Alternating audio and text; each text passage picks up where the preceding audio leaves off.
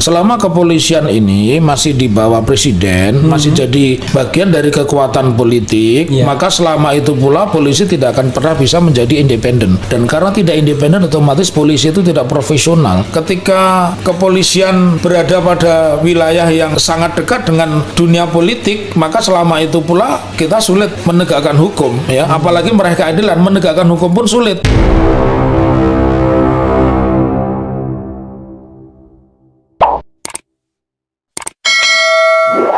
Jadi kalau saya melihat kenapa di dalam prakteknya seperti itu, karena hampir semua akademisi itu dalam kondisi sekarang ini tidak berani berbicara objektif. Kemudian tadi saya masih konsentrasi juga pengamatan saya kepada kepolisian. Selama kepolisian ini masih di bawah presiden, masih jadi bagian dari kekuatan politik, maka selama itu pula polisi tidak akan pernah bisa menjadi independen. Dan karena tidak independen, otomatis polisi itu tidak profesional. Jadi independen itu harus dimulai, polisi ini bekerja menurut standarnya, tidak ada tekanan, tidak ada pesanan dari kekuatan politik manapun. Waktu masih ada Pak Kiai-Kiai tadi kan kita bilang, hati-hati kan, kita bicara menyentuh ormas tertentu, menjeruh partai tertentu.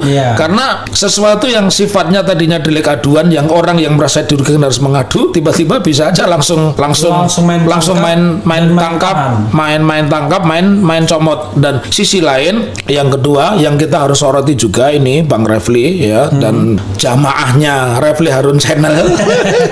Sobat RH. Nama jamaahnya Sobat RH. Ini juga karena banyak kekuatan politik menggunakan polisi. Iya, jadi ada ketika kita muncul rivalitas subjek dalam hal apapun, perselisihan misalkan persaingan di dalam organisasi ketua sepak bola, ini bisa nanti lawannya itu dicari dengan menggunakan polisi, cari kelemahannya.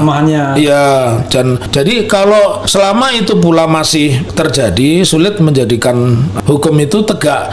Kenapa? Karena di dalam sistem peradilan pidana kita, polisi ini kan pintu masuk, perkara ini bisa naik atau tidak. Ya, artinya perkara ini mau menumpuk di mapnya penyidik bisa saja, tapi bisa jadi tidak usah menumpuk, hari itu juga seseorang ditangkap menjadi tersangka, itu bisa juga. Oleh karena itu, independensi itu memang perlu, dan salah satu ukurannya memang mengeluarkan polisi ini dari pusat kekuasaan presiden. Jadi jadi presiden tidak lagi bisa menggunakan polisi ini untuk alat menekan lawan politiknya yang terjadi. Misalnya kemana itu polisi? Ya, polisi itu dijadikan satu kan, misalkan departemen penyidikan. Iya, dijadikan satu dengan jaksa saja, departemen penyidikan dan penuntutan itu diperbolehkan menjadikan satu.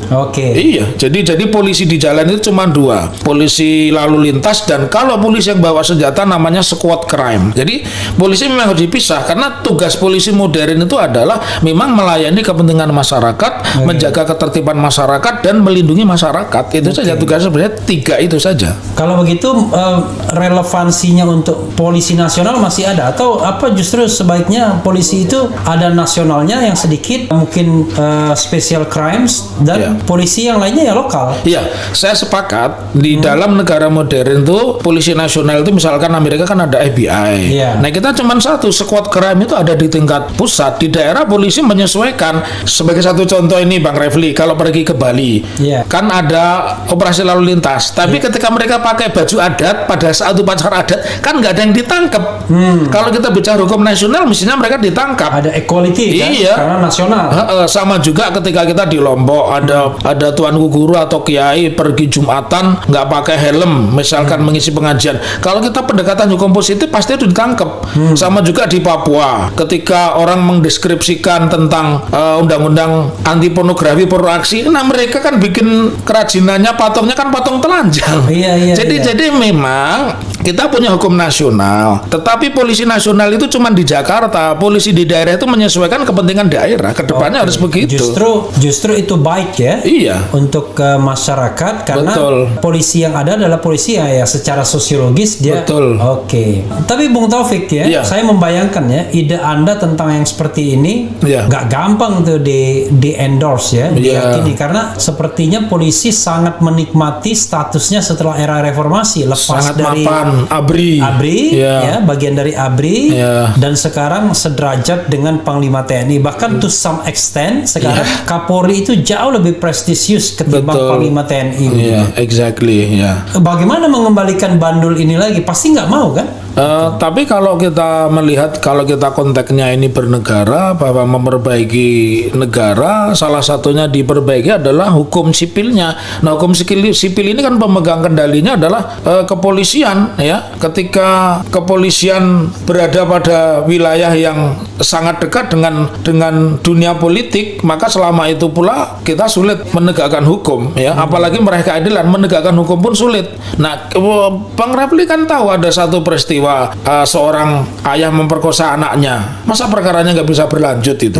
Iya, ini kan satu pembuktian tiga kan? Iya, ini kan sebuah dan mungkin alasannya kan sangat standar ya, bahwa yang pelapornya gila. Padahal orang gila itu tidak kehilangan haknya sebagai subjek hukum.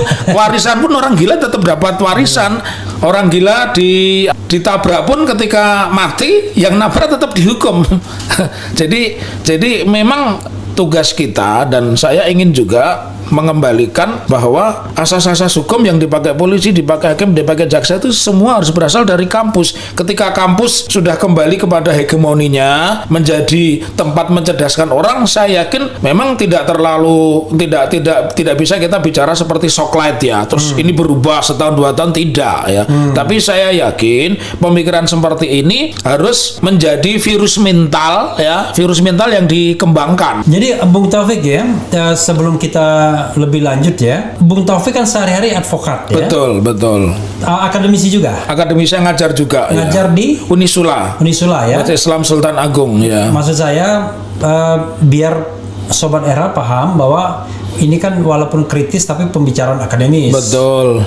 Ya. Kadang-kadang soalnya bukan apa, kita mulai bingung nih antara kritis akademis, pandangan yang kritis akademis itu kan bisa menjangkau apapun, apalagi kan hati nurani itu kan tidak bisa dibatasi kan. Betul. Tapi dengan ancaman-ancaman trap-trap seperti itu, kalau kita ngomong misalnya dengan kemarin saya bertemu dengan katakanlah tim sukses kekuasaan, bilangnya begini, iya kita bebas, tapi kalau jangan penghinaan dan penyebaran berita bohong. Saya merasa kok akhirnya dua kata itu yang membuat kita kemudian akhirnya tidak bisa ngomong apa-apa akhirnya. Gitu. Jadi menurut Bung Taufik sebaiknya bagaimana? Oke, ini satu pertanyaan menarik, dan kalau bahasa Indonesia kan resiprokal kan, pertanyaan yang kembali kepada diri saya sendiri kan, kan mungkin juga mengalami seperti itu. Saya akan jawab. Saya kan sengaja bilang bahwa ini akademis, ini kritis, biar ada perlindungan. Kalau saya sederhana, apalagi ini live kan, gitu. Kalau saya sederhana saja, kalau memang presiden ini punya keinginan ya untuk memperbaiki hukum ini lebih bagus, ya presiden kita ini kan, maaf ya, presiden yang saat ini kan paling jago membuat perpu. Bikin aja perpu ya, pasal-pasal itu yang berkaitan dengan pencemaran nama baik sementara dikembalikan kepada KUHP, karena memang penggagasnya, kalau kita baca ini original intentnya ini Bang Refli selaku ahli tata negara, kan di situ tertera itu jenusnya asal usulnya dari delik aduan 310, 311 sampai dengan 319 yang ancamannya tidak tinggi-tinggi. Sebenarnya ITE, maka saya kan nulis buku tuh, Undang-Undang Informasi Transaksi Elektronik, bukan Undang-Undang Subardi. Tadi saya berikan kepada hakim. Yang diberikan kepada saya kalau sini. Iya. Jadi sebenarnya kalau mekanismenya itu kita kembalikan seperti itu, karena sangat gampang kan presiden ini membuat perpu tentang COVID, penggunaan orang tidak bisa dituntut, korupsi tidak bisa ditunkan, tidak bisa digugat, perbuatan melawan hukum nyatanya bisa. Kenapa tidak? Ini karena sama seperti Bang Refli maupun saya, bahkan teman kita ini Bung Harsubono Arif. Iya, Harsubono Arif kan ditakut-takutin itu juga. Artinya ini mengkerdilkan, membatasi peluang akademisi atau siapapun warga negara ini mencoba bersikap kritis.